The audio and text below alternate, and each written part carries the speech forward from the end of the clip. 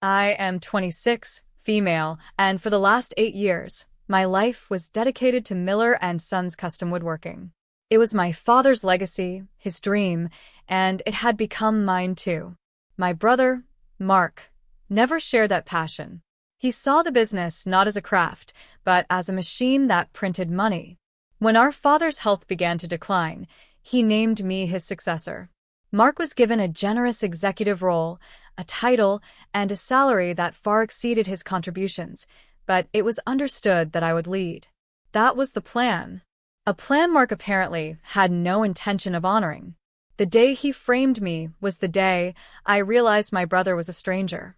He used a series of falsified invoices and a cleverly manipulated inventory audit to make it look like I had been siphoning money to a shell corporation. He made it look like I was bleeding our family's legacy dry.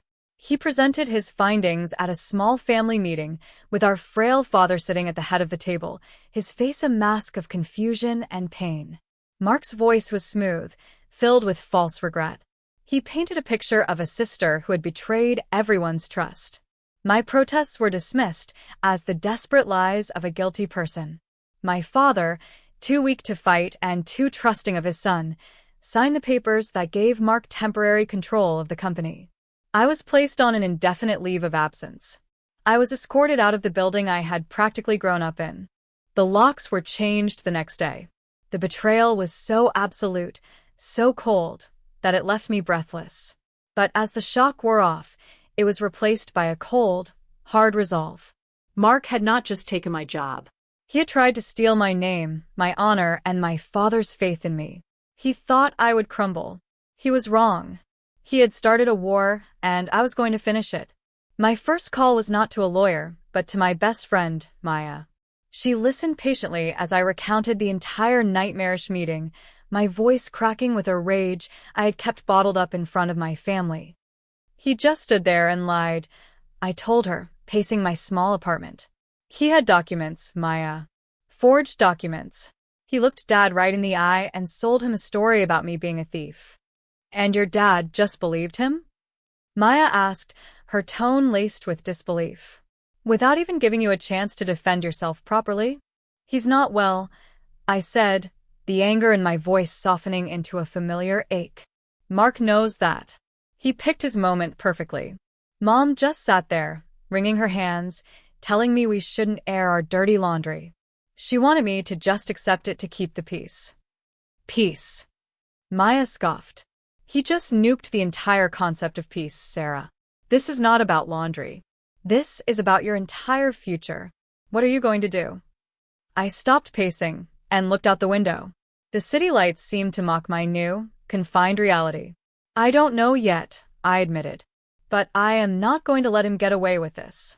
He underestimated me. He has always underestimated me, that was the core of it. To Mark, I was his little sister, the girl who followed Dad around the workshop.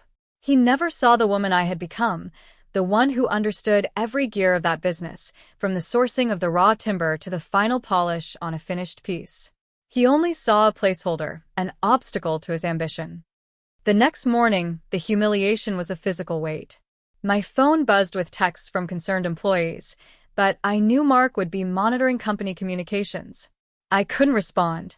I felt isolated, cut off from my own life. I spent the day trying to piece together how he could have done it. The invoices had to be the key. He claimed I'd approved payments to a company called Apex Design Ventures. I had never heard of them. He must have created it himself. Proving that would be the first step. I needed access to the company servers, but my credentials had already been revoked. I felt a surge of frustration. He had locked every door. I decided to start with what I could control. I drove to a small cafe a few blocks from my apartment, a place I knew no one from the company would frequent. I sat with a laptop and a cup of coffee and began my research.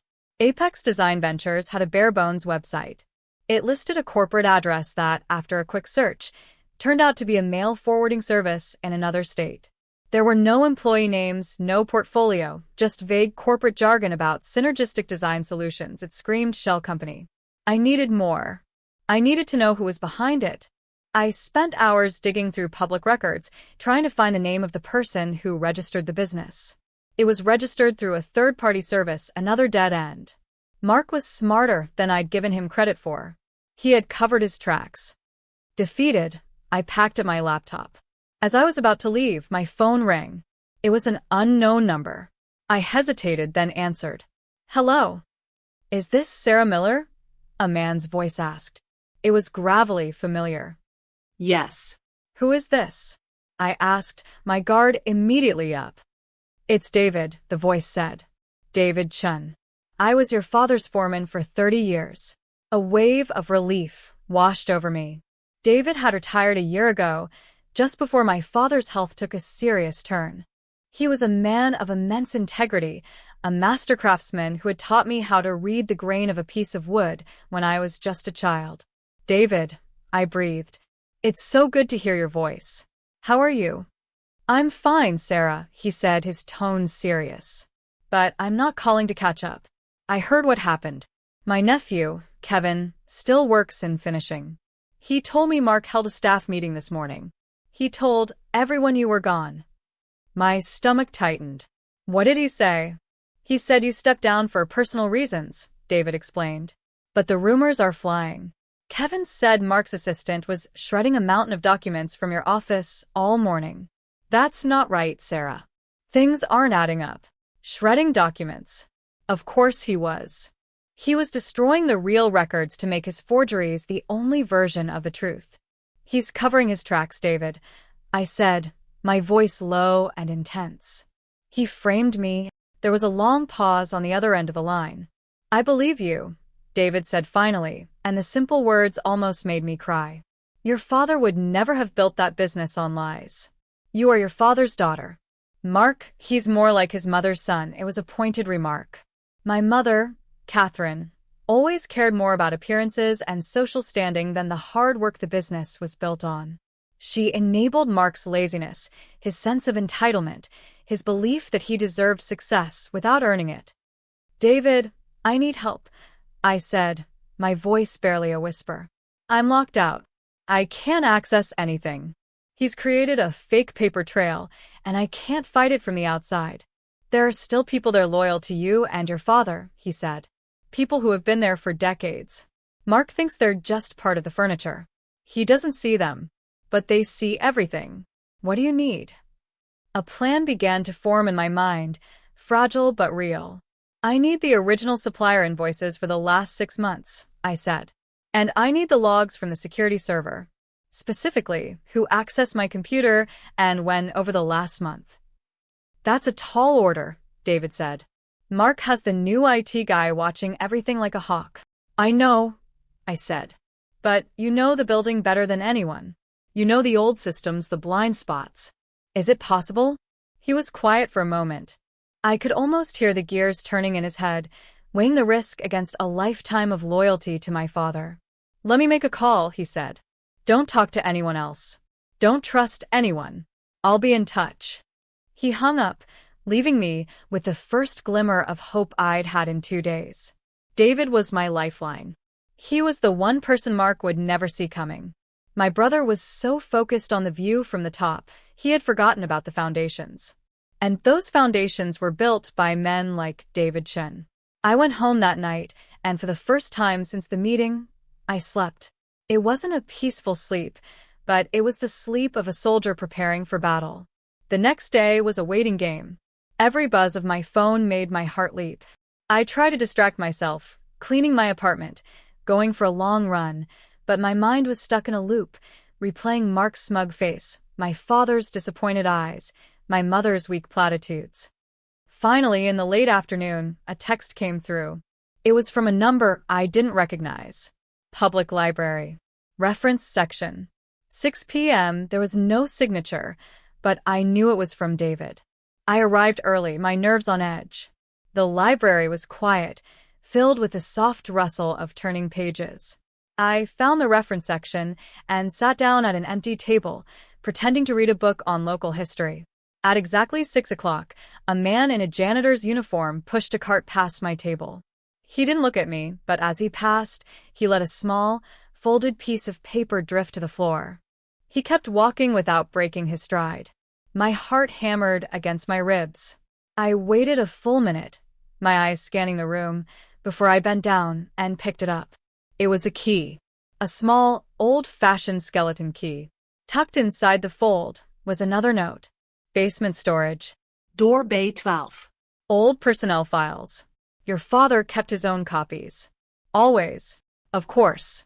My father was from a generation that didn't fully trust computers. He always kept a hard copy of important financial documents, stored in a locked filing cabinet in a dusty corner of the basement that no one had used in years. Mark, with his sleek, modern approach to business, would have forgotten it even existed. He was arrogant. He would have focused all his energy on the digital records, assuming the paper trail was irrelevant. It was his first major mistake. I left the library, the small key feeling heavy and powerful in my hand. This was it. This was my way back in. I had to wait until after dark. I knew the night security guard schedule. Frank was a creature of habit.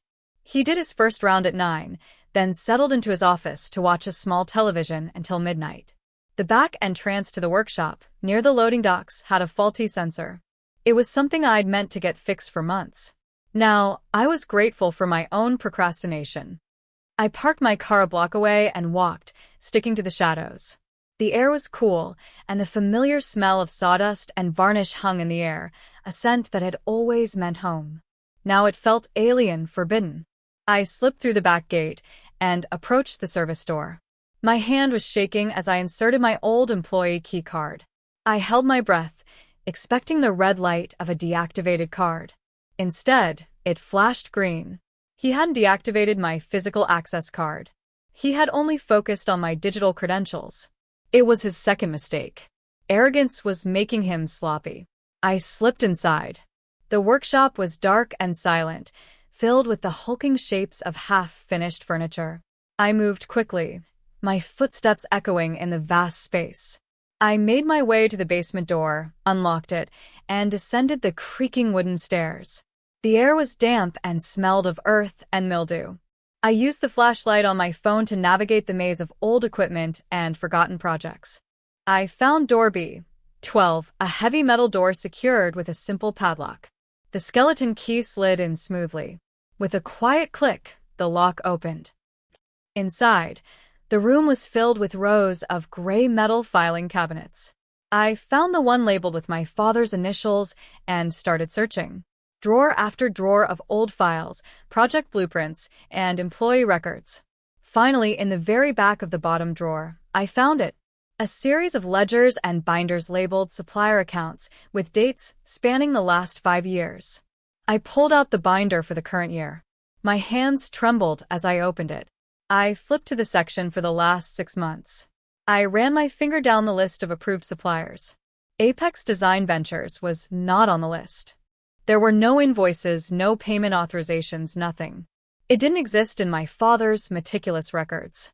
But that wasn't all I found. Tucked into a pocket at the back of the binder was a smaller notebook. It was my father's private log. He made notes in it about suppliers, potential partners, and his own thoughts on the business. His handwriting was getting shaky toward the most recent entries, but it was still his. The last entry was dated 2 weeks before he officially stepped back. It read, Mark pushing new logistics consultant. Visionary Logistics. Says they can streamline our supply chain. Something feels off. Company has no track record.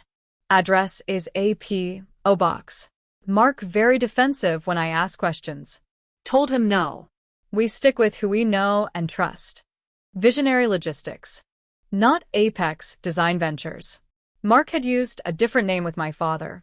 When Dad rejected it, Mark must have created a new shell company, Apex, and decided to bypass Dad entirely by framing me instead. This notebook was the proof. It was my father's own words, expressing his own suspicions about Mark's dealings. This was more than just proof of my innocence. This was proof of Mark's intent to defraud the company from the very beginning. I took out my phone and carefully photographed every page of the invoices from the real suppliers and every single page of my father's notebook. I put the originals back exactly as I had found them, locked the cabinet, and relocked the storage room door. I slipped out of the building as silently as I had entered. Back in my car, I sat for a long time in the dark, the adrenaline slowly fading, replaced by a cold, clear certainty. I had him. I had the truth. Now I just had to decide how to use it. A public explosion would tear my family apart and could damage the company's reputation beyond repair. A quiet confrontation might allow Mark to squirm away, to paint me as vindictive. I needed to be strategic. I needed to dismantle his power base before he even knew he was under attack. My first move was to contact our company's longtime lawyer, Arthur Vance. He was a friend of my father's, a man who valued loyalty and integrity above all else. I couldn't risk going to his office, so I called him on his personal cell phone. "Arthur, it's Sarah Miller," I said when he answered. "Sarah, my dear," he said, his voice warm but concerned. "I was so sorry to hear you were taking some time off. Is everything all right?" "No, Arthur, it's not," I said directly. "I didn't take time off. I was forced out. Mark has taken control of the company based on fabricated evidence." There was a stunned silence. "What are you talking about?" "Fabricated evidence of what?" "He's accusing me of embezzling funds through a fake supplier," I explained. "A company called Apex Design Ventures. He created it, Arthur. And I have proof that he tried to push a similar fraudulent company on my father weeks ago, and my father rejected it." "That's a very serious accusation, Sarah," Arthur said slowly. "You'd need more than just your word against his." "I have more," I said. "I have photographs of Dad's private logs, his own handwriting, and I have the real supplier invoices from his files, which show no record of this Apex company ever being paid." I paused, letting the weight of my words sink in. "Mark is lying. He's stealing from our family, and he used me as a scapegoat to get control." "Where did you get this information?" he asked, his lawyerly caution kicking in. "I can't tell you that over the phone," I said. "But it's ironclad. I need your help, Arthur. But I don't want to go to the board yet. I don't want to go to my father. Not until I have every piece of the puzzle. Mark is shredding documents. He's trying to erase the real history. I need you to do something for me, quietly." "What do you need?" he asked, his tone shifting from concerned friend to sharp legal counsel. "I need you to file a preservation order for all of Miller and Sons' digital records for the past year," I said. "Emails, server logs, accounting software data, everything. File it under a general compliance review. Don't mention me. Don't mention any specific conflict. Just lock it all down so he can't delete anything else." "Can you do that without raising his suspicion?" Arthur was quiet for a long moment. "A compliance review is plausible. The board has been talking about updating our data retention policies anyway. I can frame it as a preliminary step. It would give me, as corporate counsel, the authority to place a temporary freeze on all record deletion." Yes. "I can do that. It will be in place by morning." "Thank you, Arthur," I said, a wave of relief making me feel lightheaded. "You won't regret this." "I know I won't, Sarah," he replied. "Your father is my friend. I'll help you protect his legacy." With the digital record secured, I turned my attention to the money. I needed to follow the trail from the company's bank account to Apex Design Ventures and, ultimately, to Mark. I called Maya. She wasn't just my best friend. She was also a forensic accountant. "Maya, I have a job for you," I said, getting straight to the point. "A freelance job. And it needs to be completely off the books." I explained the situation. I sent her the photos of my father's logbook and the bank statements Mark had used in the family meeting, which showed a large wire transfer to Apex. "The account number is right there," I told her. "Can you find out who owns that account?"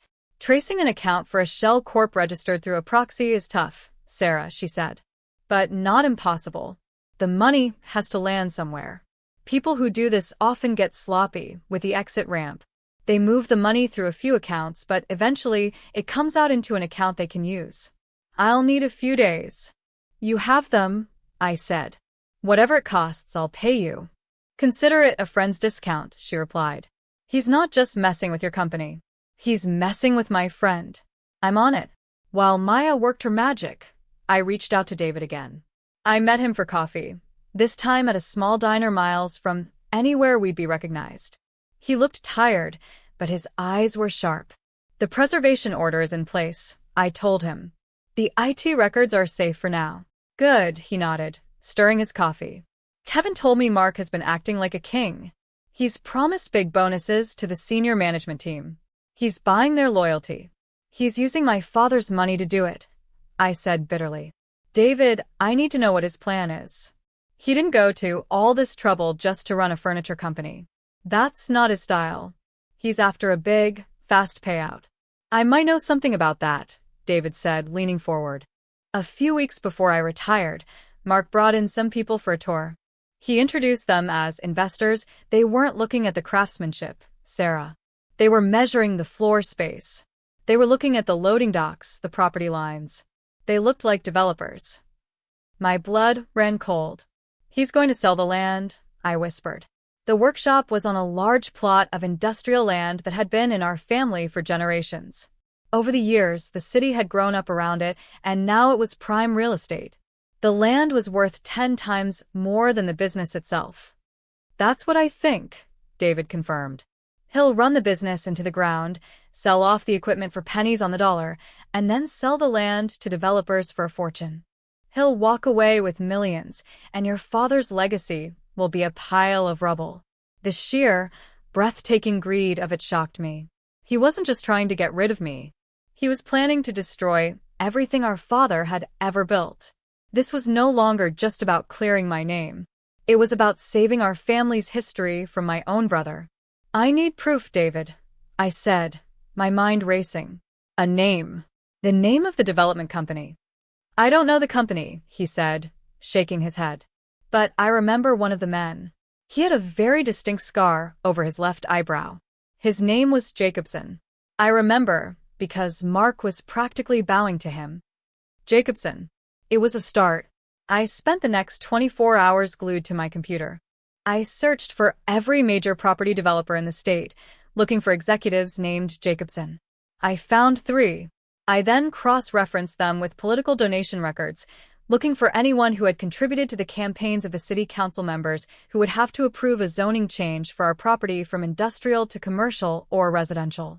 And then I found him. Robert Jacobson, a senior partner at a massive development firm called Sterling Properties. A firm notorious for its aggressive tactics and for buying up old industrial sites and turning them into luxury condos. A quick image search confirmed it. There he was, in a photo from a charity gala, with a faint, silvery scar clearly visible over his left eyebrow. I felt a cold thrill of discovery. I now knew the what and the who. I knew his plan. I just needed to connect Mark to it directly. That's when Maya called. I've got it, she said, her voice electric with excitement. It was messy. He routed the money from Apex through 2 other accounts, one in Delaware, one in the Cayman Islands. But he got sloppy. The final transfer, the one where he pulled the money out, went to a personal investment account. Whose account? I asked, holding my breath. It's not in his name, Maya said. It's in his wife's name. Jessica. Mark's wife.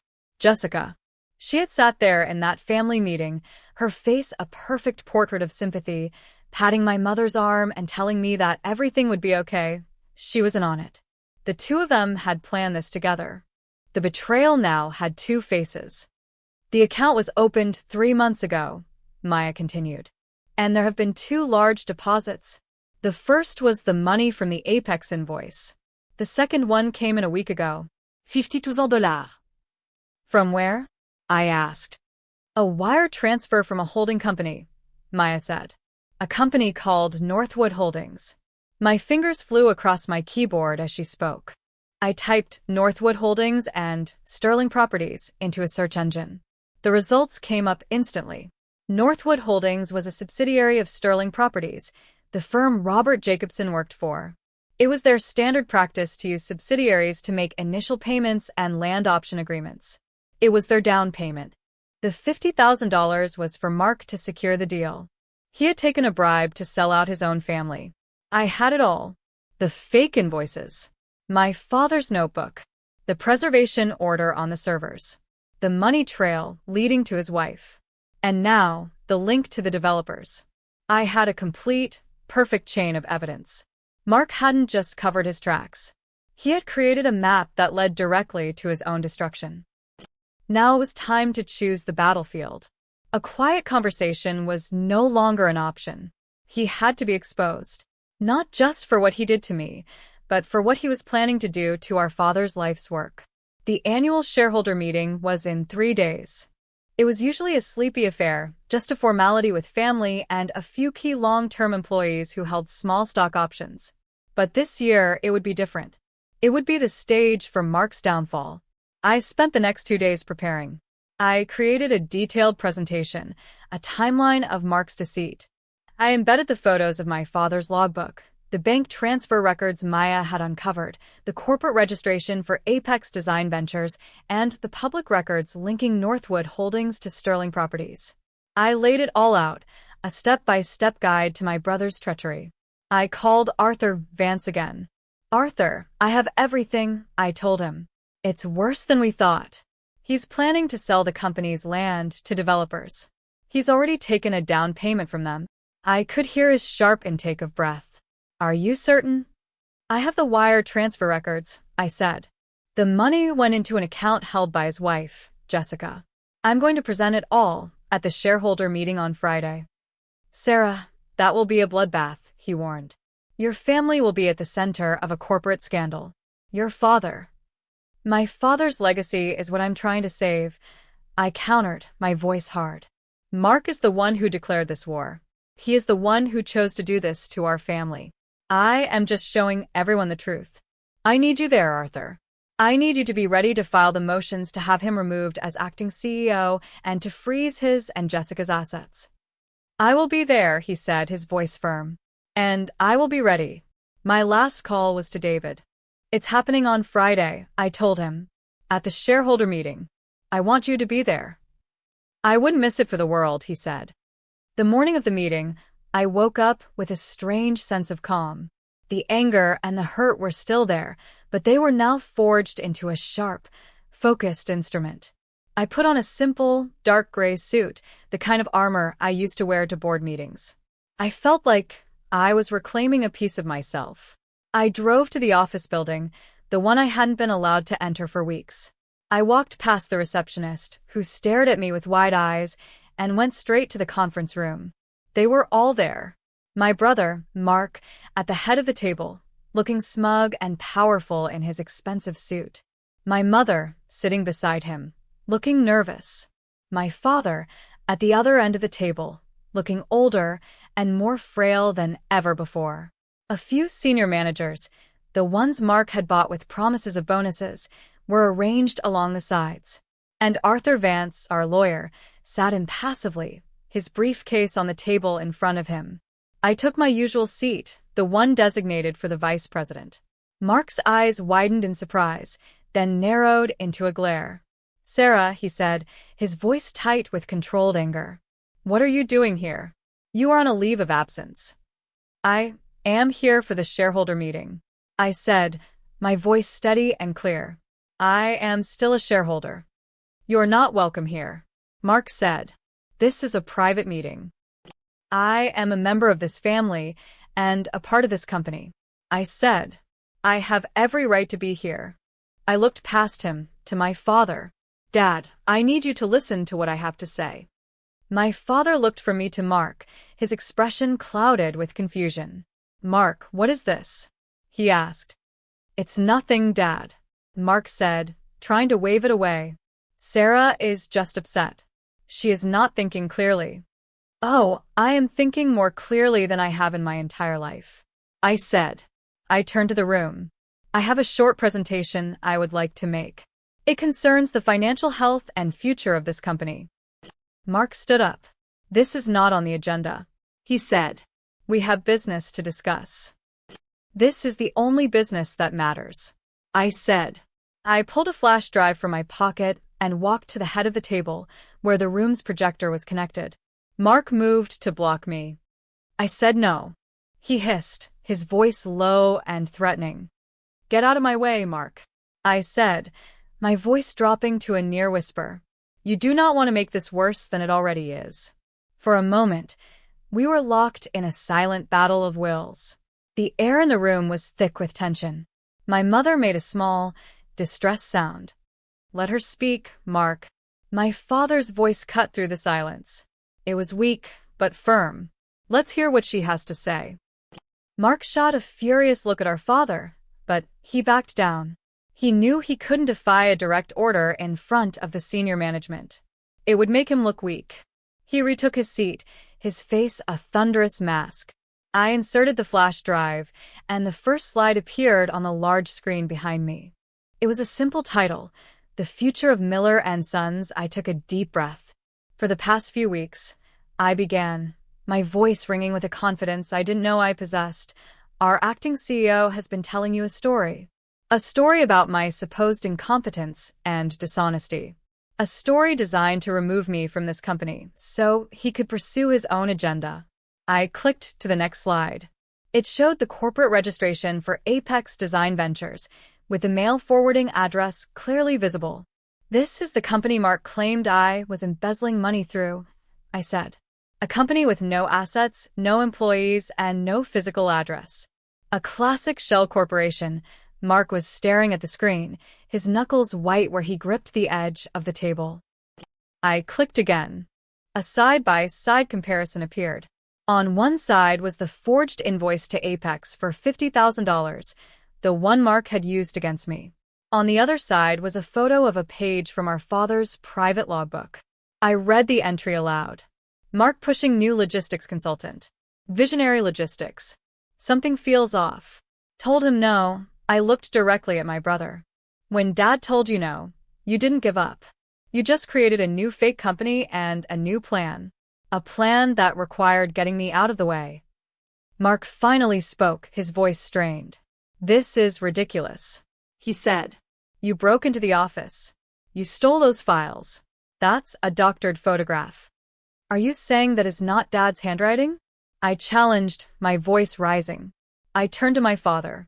Dad, is that your notebook? Is that what you wrote? My father was squinting at the screen. He nodded slowly. Yes, he said, his voice a hoarse whisper. That's my book. My mother gasped. Mark, what is this? She asked, turning to him. What is going on? Mark ignored her. She's twisting things, he insisted, his voice growing louder, more desperate. She's trying to deflect from what she did. What I did, I said, my voice dripping with scorn. Let's talk about what you did, Mark. I clicked to the next slide. It was a flowchart showing the wire transfer from the Miller and Sons bank account to Apex Design Ventures. Then from Apex to an offshore account. And the final arrow pointed to a box labeled Jessica Miller's personal investment account. I heard another gasp, this one from Jessica herself, who had come to the meeting with Mark and was sitting slightly behind him. Her face had gone pale. You took $50,000 from our family's company, I said, my voice cold and precise. And you hid it in your wife's bank account. But that wasn't your only payday, was it? I clicked to the final, damning slide. It showed the $50,000 wire transfer from Northwood Holdings to the same account. And next to it, the corporate family tree showing Northwood was a subsidiary of Sterling Properties, Robert Jacobson's development firm. You took a bribe, Mark, I stated, the words hanging in the silent room. You took a $50,000 down payment from Sterling Properties to sell them this land. You were going to run this business into the ground, our father's life's work, and sell it for scrap, so you and Jessica could get rich. That was your grand plan all along. Framing me was just the first step. The room was utterly silent. Everyone was staring at Mark. His face had crumbled. The smugness was gone, replaced by the wild, cornered look of an animal in a trap. He opened his mouth, but no words came out. Jessica started to cry, quiet, choked sobs. My father was staring at his son, his face a mixture of disbelief and profound, shattering heartbreak. It was the look on my father's face that finally broke through my cold resolve. For a moment, I felt a pang of regret, not for what I was doing, but for the pain it was causing him. But it had to be done. Mark had to be stopped. Arthur, I said, turning to the lawyer. Arthur stood up, his expression grim. In light of this evidence, he announced in a formal tone, I am presenting a motion on behalf of Sarah Miller, a principal shareholder, for the immediate removal of Mark Miller as acting CEO on the grounds of gross misconduct and breach of fiduciary duty. I am also, as of this moment, notifying him that I will be filing a civil suit to recover the stolen funds and the illegal payment from Sterling Properties. And we will be turning all of this evidence over to the district attorney's office. Mark shot out of his chair. You can't, he yelled, his voice cracking. This is a family matter. We can sort this out. It stopped being a family matter when you committed fraud and conspiracy. I said, my voice level. It stopped being a family matter when you decided to burn everything Dad ever built to the ground for a quick payday. This is a business matter now. And a criminal one. My mother was now openly weeping. Sarah, please, she begged, looking at me. Think of your father. Think of the family's name. Don't do this. He is the one who did this, Mom. I said, my gaze unwavering. He made his choice. He could have been a partner. He could have helped us build something for the future. But he chose greed. He chose to betray all of us. I've spent my entire life protecting this family's name. And that is exactly what I am doing right now, by cutting out the cancer that is trying to kill it. The senior managers, who had been sitting in stunned silence, began to murmur amongst themselves. Their loyalty, so easily bought by Mark, was evaporating before my eyes. They were looking at him now not as a leader, but as a liability, a criminal who was about to take the whole company down with him. One of them, the head of sales, cleared his throat. I second the motion to remove him, he said, looking at Arthur. Another manager quickly chimed in with his agreement. The tide had turned. Mark looked around the room, his eyes darting from face to face, looking for an ally. He found none. His gaze finally landed on our father. Dad, he pleaded, his voice now small, pathetic. Dad, please. Don't let them do this. My father looked at his son, his firstborn. I saw a universe of pain in his eyes. He shook his head slowly, a single tear tracing a path through the wrinkles on his cheek. You broke my heart, Mark, he whispered, his voice so quiet I could barely hear it. You broke my heart, that was it. That was the final blow. Mark seemed to shrink, all the fight draining out of him. He sank back into his chair, a broken man. Arthur Vance took control of the meeting. The vote was a formality. Mark was removed. I was reinstated, effective immediately. Arthur served a stunned Jessica with a notice that her assets were being frozen pending the lawsuit. Security guards, whom Arthur had discreetly called, arrived to escort Mark and Jessica from the building. I watched them go. I felt no triumph, only a profound, aching sadness and the heavy weight of what came next. The room slowly cleared out, leaving just me, my father, and my mother. My mother wouldn't look at me. She just kept murmuring, our family, our beautiful family, as if the beautiful family was some perfect object Mark hadn't just shattered. My father, however, walked slowly over to me. He put a frail hand on my shoulder. You did the right thing, Sarah, he said, his voice thick with emotion. It was hard, but it was right. You saved the company. You saved my work. I did what I had to do, Dad, I said, leaning my head against his hand for a moment. No, he said, his grip tightening slightly. You did more than that. You were stronger than I was. I didn't want to see it. I didn't want to believe my own son could be capable of this. You saw the truth. And you weren't afraid of it. The company is in the right hands. It always was. His words were a bomb on a raw wound. In the days that followed, the fallout was swift and brutal. Arthur filed the lawsuit. The district attorney's office opened an investigation. News of the attempted fraudulent sale to Sterling Properties leaked to the press, and they were forced to issue a statement cutting all ties with Mark and denying any knowledge of his illegal activities. They threw him under the bus to save themselves. Mark and Jessica were ostracized. Their friends, the ones who had admired their lavish lifestyle, suddenly wanted nothing to do with them. They were facing financial ruin and possible jail time. I had to deal with the internal wreckage. I held an all-staff meeting. I didn't share the sordid family details. I simply stated that Mark Miller was no longer with the company, that there had been a serious breach of trust, and that I was back in charge. I assured them that Miller & Sons was secure and that we were moving forward. I promoted Kevin, David's nephew, to a junior foreman position. It was a small gesture, but it sent a powerful message. Loyalty and integrity would be rewarded. David came to see me in my office, the office I was finally back in. He stood in the doorway, a small smile on his face. "Looks right," he said. "You, sitting in that chair. I couldn't have done it without you, David." I said, my voice filled with gratitude. "You would have found a way," he said, walking into the room. "You're a Miller. The best parts of your father." He paused, looking out the window at the workshop floor. "You know, your brother came to see me a few months ago. He wanted me to endorse him to your dad. To say he was ready to lead." "What did you do?" I asked. I told him he had a fine suit, but he didn't have sawdust in his veins. He didn't understand that you don't own a company like this. You're just a caretaker for it. It belongs to the people who put their hands and their hearts into the wood every day. He didn't like that. He laughed at me. Called me an old fossil. He was a fool, I said. "Yes, he was," David said. "But he's a fool who won't be hurting anyone here ever again. Thanks to you." He left soon after, and I was alone with my thoughts. The business was safe. My name was cleared, but the cost had been immense. My relationship with my mother was in tatters. She treated me with a cold, wounded distance, as if I were the one who had brought shame upon the family. She couldn't see past the public humiliation to the private betrayal that had necessitated it. She was still visiting Mark, trying to help him find a new lawyer, still enabling him. Some things I realized would never change. A week later, I received a call from my cousin, Chloe. She had always been a neutral party in our family, someone who managed to love all of us without getting caught in the crossfire.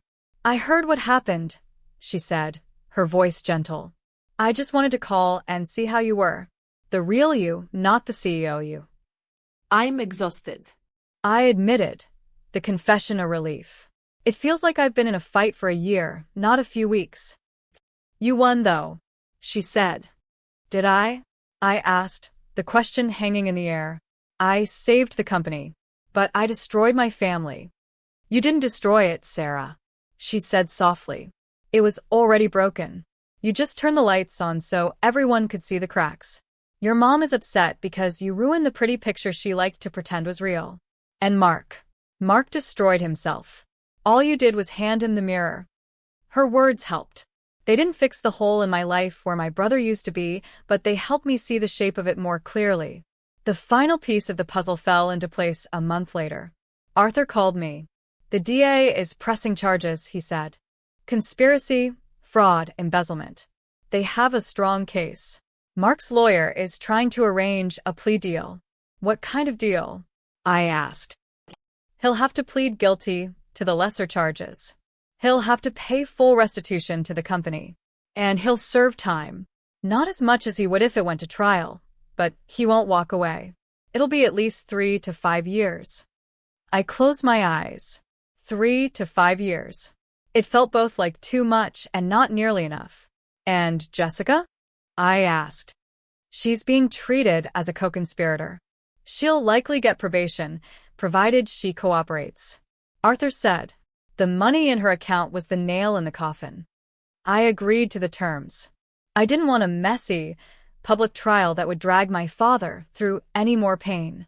A plea deal was a quiet, definitive end. It was justice, of a sort. The restitution meant the company would get its money back. Mark's conviction meant he could never again try to claim a place in the business world. He was finished. That evening, I went to visit my father. I found him in his home workshop, sanding a small piece of cherry wood. The familiar rasping sound was comforting. He looked up as I entered, and his face broke into a warm smile. "Sarah," he said. "Come look at this." He showed me the wood. The grain was beautiful, a swirling pattern of deep reds and browns. "It's for a new jewelry box for your mother," he said. Maybe it will help. We both knew what he meant. Maybe it would help her forgive me for choosing the truth over a comfortable lie. We stood in silence for a while, just watching his hands work, the same hands that had built this company from nothing. "The restitution came through today," I said quietly. "The company is whole again."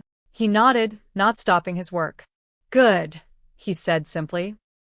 "He took a plea deal," I added. "He's going to prison, Dad." He finally stopped sanding. He set the piece of wood down carefully and looked at me, his eyes clear. "Sometimes," he said, his voice heavy with a lifetime of experience, "you have to cut away the rotten wood to save the tree. It hurts. It leaves a scar. But the tree can grow again. Stronger." He put his arm around me, and I leaned against him, breathing in the familiar scent of sawdust and home. The scar on our family would always be there, but the tree would survive. I had made sure of it. I stopped giving warnings to people who showed me who they were. Mark finally learned what it feels like to have nothing.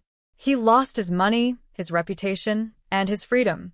I, on the other hand, had found something I didn't know I'd lost.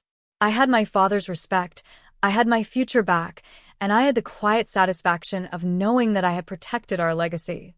I was no longer just Miller's daughter. I was the head of Miller and Sons. And our story, the real one, was just beginning. The months that followed were a period of intense rebuilding, not just for the company, but for me. The first order of business was to undo the damage Mark had done in his short, chaotic tenure. He had been so focused on the land deal that he had let the actual business of woodworking fall into disarray. Client orders were delayed, supplier relationships were strained, and employee morale was at an all-time low. I started by walking the workshop floor every single morning. I talked to the craftsmen, the finishers, the shipping clerks. I listened to their frustrations. They told me about Mark's dismissive attitude, his focus on cutting costs by ordering cheaper materials, his complete lack of understanding of the craft. I called a meeting with our top suppliers. I sat down with them, one by one, and apologized for the chaos. I assured them that the Miller and Sons they had known for decades was back. I renegotiated terms, not to squeeze them for lower prices, but to ensure we received the highest quality timber, the best veneers, the most durable finishes. I explained that we were returning to our roots. Quality over quantity. It was expensive. It ate into the profit margins Mark had been so obsessed with artificially inflating. But it was the right thing to do. It was the only way to restore our reputation.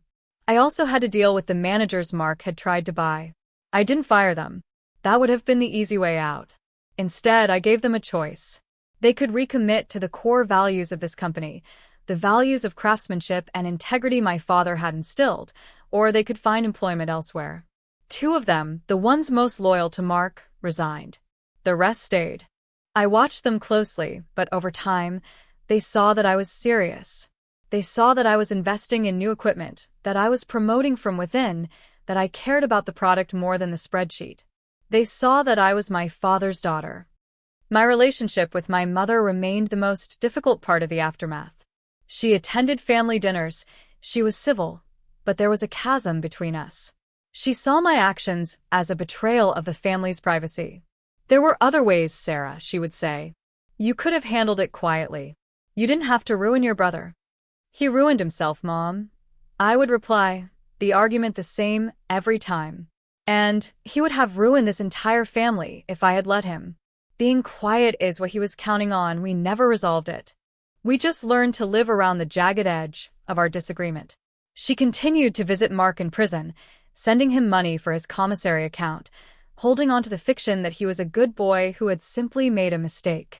I couldn't fault her for being a mother, but I couldn't pretend to share her delusion. I had to accept that her love for her son was blind, and my love for our family's legacy had required me to have my eyes wide open. My father, on the other hand, became my closest confidant. His health was still fragile, but his mind was sharp. He couldn't come into the workshop anymore, but I brought the workshop to him. I would bring him samples of new wood finishes, sketches for new furniture designs, and we would talk for hours. He was full of ideas, his passion for the craft undiminished. He was proud of me, and his pride was the fuel that kept me going on the hardest days. About 6 months after Mark was sentenced, I received an unexpected email. It was from Robert Jacobson, the developer from Sterling Properties. He requested a meeting. My first instinct was to delete it. I wanted nothing to do with him or his predatory company. But curiosity got the better of me. I agreed to meet him, not in my office, but on neutral ground, at the same quiet cafe where my journey to uncover the truth had begun. He was older than I expected, with tired eyes that had seen too many deals, both good and bad. The scar over his eyebrow was more prominent in person. He didn't waste time with pleasantries. "Miss Miller," he began, his voice a low rumble. "I wanted to apologize. Not for my company's interest in your property. That's just business. But for the way it was handled. My due diligence on your brother was inadequate. I was led to believe he was the sole decision-maker and that the sale was a simple family consensus. He lied to you just like he lied to everyone else," I said, my tone flat. "Yes," Jacobson admitted. He did. When the story broke, it was a major embarrassment for us. We have a reputation to maintain. Being associated with a criminal investigation is not good for our brand. We terminated our relationship with him immediately, and we fully cooperated with the district attorney. "I wanted you to know that." "I see," I said. "So this apology is more about damage control for your company's reputation than any real remorse." He had the grace to look slightly uncomfortable. "Perhaps. But that's not the only reason I'm here." He slid a business card across the table. "My firm is still interested in the property, but not in the way you think. We're not just developers. We also have a historical preservation division. We restore old industrial buildings, turn them into mixed-use spaces, artisans' workshops, things like that. We maintain the character of the neighborhood." I looked at him skeptically. "And I'm supposed to believe you wouldn't just tear it down for luxury condos?" "The zoning would be a nightmare to change now, after the public scandal," he said with surprising frankness. "The city council won't touch it. But a preservation project, that's something the community would support. I'm proposing a partnership. We buy the land, but we lease the main workshop building back to you. 100-year lease. For $1 a year. We would build around you. We would put your workshop, Miller Sons, as the centerpiece of the new development. The historic, authentic heart of the community."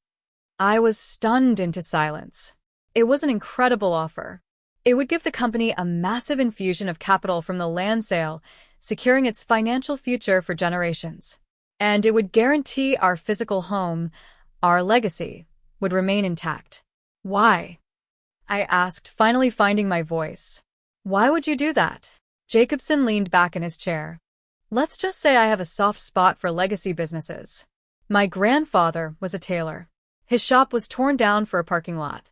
And besides," he added, a wry smile touching his lips, "the marketing potential of having a historic, family-run artisan workshop as our anchor tenant is immense. It's a win-win, Miss Miller. You get your future secured. I get a project with a soul. And we both get to erase the stain of your brother's foolishness." I told him I would think about it. I spent a week doing my own due diligence on him and his firm's preservation division. To my surprise, it was all true. They had a stellar track record of beautifully restoring old buildings. I discussed it with my father. His eyes lit up at the idea. "It's the best of both worlds," he said. "We get the security, but we keep the heart. It's a smart move, Sarah. A move for the next 50 years." I discussed it with Arthur Vance, who drew up an ironclad contract that protected us from every possible angle. Then I called Jacobson and accepted his offer. The deal was signed 2 months later. The influx of capital was transformative. I was able to give every employee a significant raise and a bonus. I invested in state-of-the-art equipment that would reduce physical strain on my aging craftsmen. I started a paid apprenticeship program, ensuring that the skills and traditions of Miller and Sons would be passed down to a new generation. The company wasn't just surviving. It was thriving. It was stronger, healthier, and more secure than it had ever been.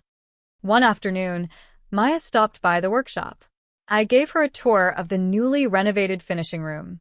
"It's amazing, Sarah," she said, looking around. You didn't just save this place. You've made it better. I had help, I said, smiling at her. Your accounting skills came in handy. So, she said, her tone turning more serious. Have you heard from him? I knew she meant Mark. Only through my mother, I said. She says he's adapting. He's working in the prison library. He's taking business ethics courses. I let out a short, humorless laugh. A little late for that.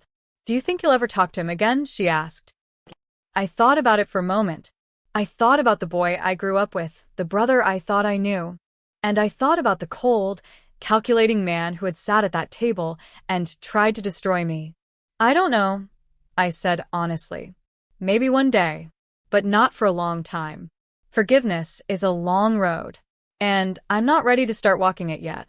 Right now, I'm focused on building.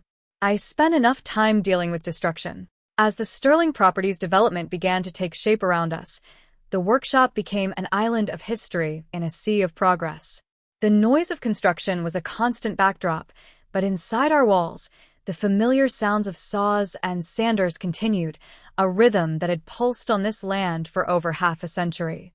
The story of what had happened became a quiet legend within the company, a cautionary tale about greed and a testament to integrity. I never spoke of it, but the older employees, men like David's nephew Kevin, made sure the new apprentices understood why Miller Sons was different. They understood that the name on the building wasn't just about ownership, it was about responsibility.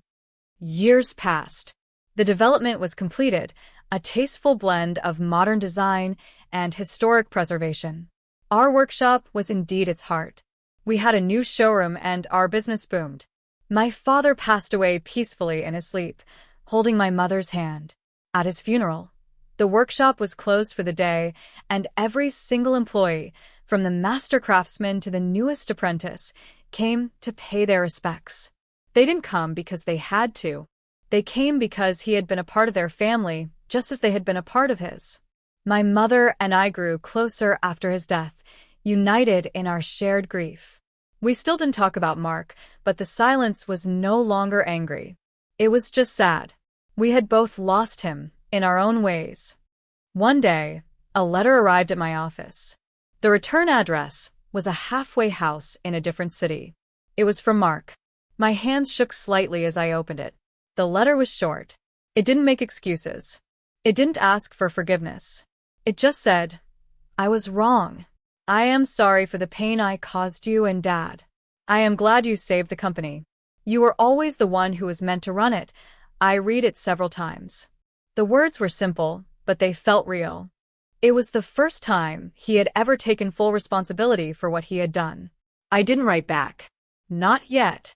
But I folded the letter and put it in my desk drawer. It wasn't a reunion. It wasn't forgiveness. But it was perhaps a beginning. A quiet acknowledgement that the rotten would have been cut away and the tree, scarred but strong, was still growing toward the sun. I had faced the ultimate betrayal and had not only survived but had built something better and stronger from the ashes. My brother's attempt to destroy my world had, in the end, given me the chance to rebuild it in my own image, grounded in the legacy of my father, but shaped by my own strength and resolve. The empire he tried to steal was gone, but the one I had built in its place was real, it was honest, and it was lasting. And it was all mine.